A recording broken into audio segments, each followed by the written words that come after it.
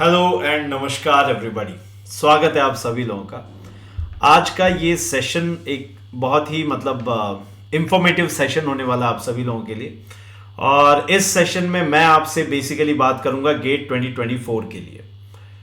तो गेट 2024 के लिए क्या नए अपडेट्स हैं इस बार, क्या क्या नई चीज़ें होने वाली हैं और आप लोगों को कैसे अब इस पे ध्यान देना, फोकस कैसे करना है, इन सब बातों पे मैं बात करूंगा।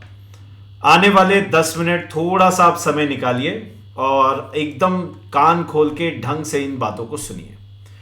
तो जी, पूरा का पूरा जो दौर था फॉर्म भरने का, फॉर्म फिल आउट करके सारी चीज़ों को जो रोल आउट हुई उनमें अमेंडमेंट्स करने का, पैसे जो फीस जो बढ़ी गेट की उस पे गुस्सा करना या अपना रिएक्शन देने का, वो सारा समय अब जा चुका है। तो जो इन्फॉर्मेशन थी, जो नई बात थी, वो ये थी कि इस बार 29 से बढ़ा के 30 पेपर्स कर दिए हैं गेट ने। Data science and AI, artificial intelligence को इंक्लूड किया गया है। कंप्यूटर साइंस एंड आईटी वालों के लिए एक अच्छी इंफॉर्मेशन रही।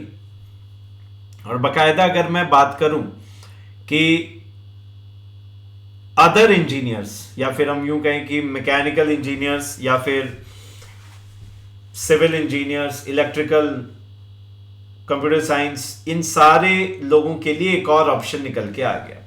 Because data science is the next thing, next big thing which is happening. AI is also the next big thing which is happening around us.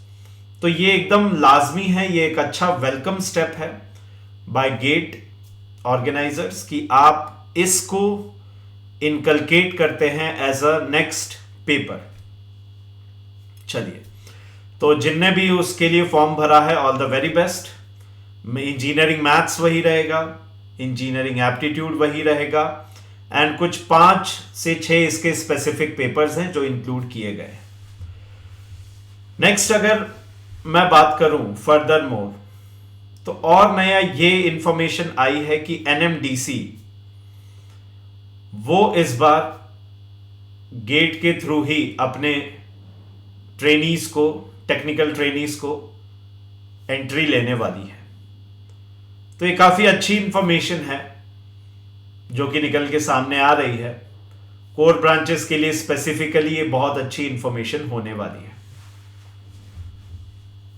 एक चीज़ और आपको थोड़ा सा मैं याद दिला दूं कि आज जब ये वीडियो रिकॉर्ड हो रहा है तब 18 तारीख है, 18/12/2023, and the dance begins on 3rd Feb, sorry, not March.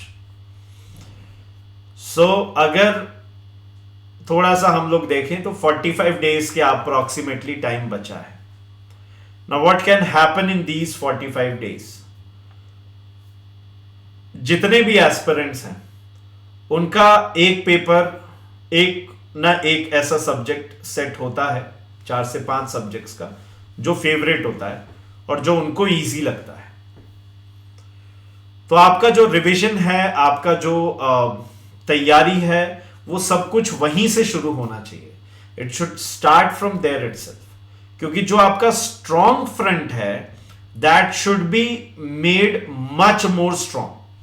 वो कहते हैं ना कि there is a Chinese saying that I do not, I am not afraid of 10,000 moves which you have practiced once, but I am always afraid, I'll always be afraid of that one move which you have practiced 10,000 times.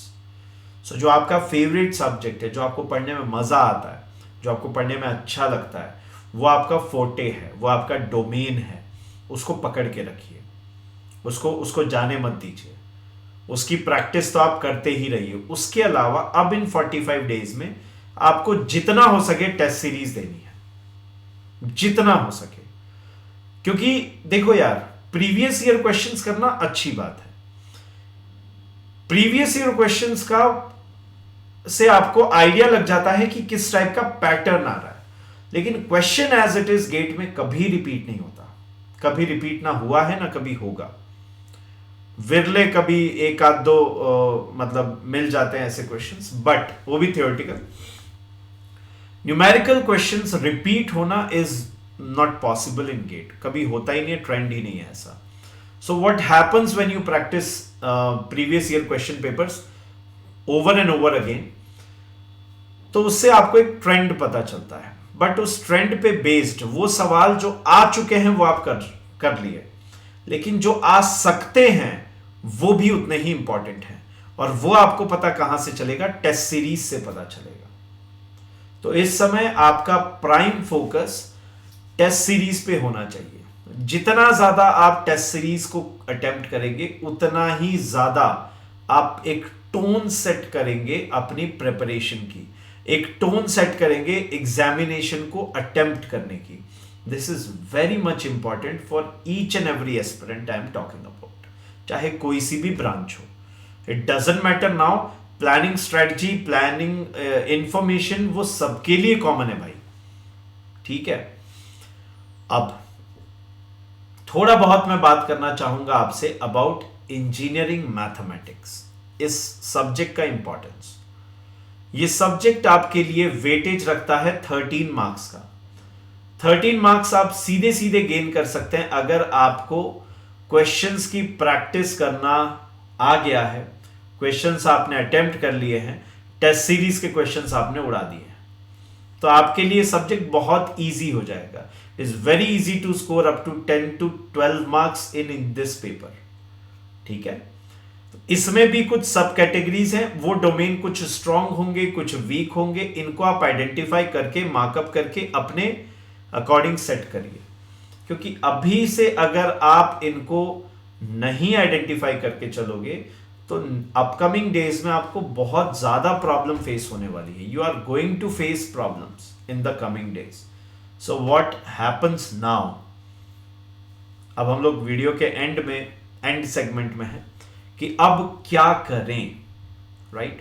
क्या करें, कैसे करें कि अभी तक जो हमने पढ़ा है साल भर, 1.5 साल से, जो हम 2 साल से मेहनत करते आए हैं, उसको एकदम मतलब बढ़िया से हम लोग फुलफिल कर लें. अपने रिजल्ट पे हमारा एम जो है वो टारगेट वो हम लोग पूरा कर लें. तो इसके लिए मैं आपसे ये कहना चाहूंगा कि आप कुछ चीजों पे फोकस करिए, और वो चीजें बहुत ही ज्यादा लिमिटेड हैं इन नंबर.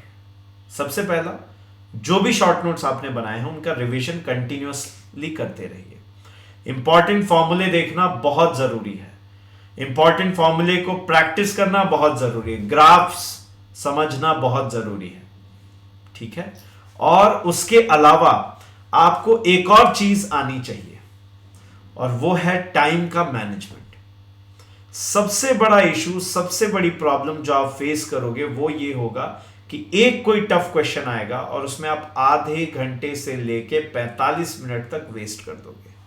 इवन अगर आप 10 मिनट भी वेस्ट करते हो तो एक्चुअली कुछ क्वेश्चन इजी होते हैं, आप टाइम मार्कअप कर लोगे, मेकअप कर लोगे. लेकिन आप ये सोचो कि अगर कोई टफ क्वेश्चन आपने अटेम्प्ट किया, आपसे नहीं हुआ, या आपको मार्क एंड रीड करके आगे बढ़ना पड़ा 10 मिनट 15 मिनट बाद, तो उससे यह बात समझो आप कि आपका जो माइंडसेट है वो डिस्टर्ब हो गया. आप जो विल पावर के साथ में आए थे वो कहीं ना कहीं उस पर चोट पड़ी है. और दुनिया का कोई भी एग्जाम हो, कोई भी मेथोडोलॉजी हो, इस चीज को नॉर्मलाइज नहीं कर सकता. This can not be normalised at all. So इससे बचने का क्या उपाय है? बहुत सिंपल. आपको सबसे पहले यह समझना है मेरे बच्चे कि आपके पास में एक क्वेश्चन करने के लिए 3 मिनट से अधिक समय नहीं है, अप्रॉक्सीमेटली 3 मिनट्स, और उसकी प्रैक्टिस करो. कोई भी क्वेश्चन पे ऐसा लग रहा है कि आप अटक रहे हो, 3 मिनट से ज्यादा समय लग रहा है, प्लीज उसे मार्क एज रेड करके आगे बढ़ो. आगे बढ़ना है बस, दैट्स इट. और लास्ट में आके जब समय बचेगा तब उसको कर लो. इससे क्या आपको मतलब जो एक्सपेक्टेशन है ना, और जो आपका सेल्फ ईगो होता है वो हर्ट नहीं होगा, और वो सबसे ज्यादा इंपॉर्टेंट है. ईगो हर्ट नहीं होना चाहिए एग्जामिनेशन सेंटर में, चाहे कुछ भी हो जाए. ठीक. तो ये सब बातें आपको पता भी हैं, आपको पता होनी भी चाहिए. कुछ नई बातें थी, कुछ पुरानी बातें, रिवीजन स्ट्रैटेजीज एंड ऑल, इनको आपने ध्यान रखना है। 10 मिनट के 11 मिनट के इस वीडियो को मैंने बहुत कंसाइज करके मैक्सिमम आप लोगों तक पहुंचाने की कोशिश की। Thank you for listening first of all.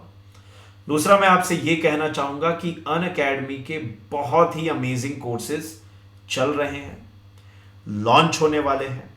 And Unacademy एक ऐसा प्लेटफॉर्म है जो कि आपकी पर्सनल प्रिपरेशन ग्रोथ को नेक्स्ट लेवल पे लेके जाएगा, और ऐसे ही अमेजिंग एजुकेटर्स का पूल आपको वहां पे मिलेगा।